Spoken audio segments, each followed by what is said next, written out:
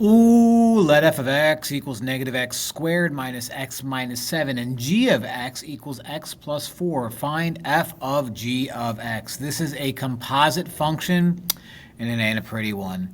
F of g of x has, you start out with f. So here it is, okay, f of g of x.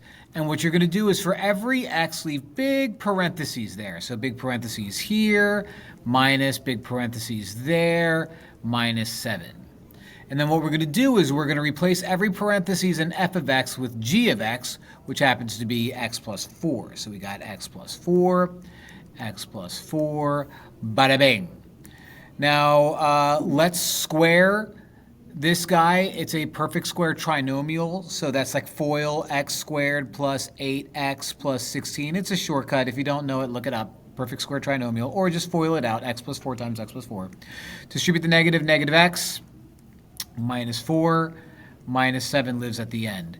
Distribute this negative here, negative x squared, minus 8x, minus 16, minus x, minus 4, minus 7.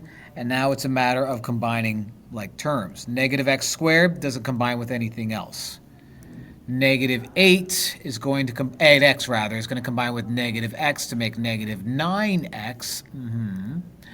And then negative 16 is going to combine with negative 4, which is negative 20, minus 7, which is negative 27.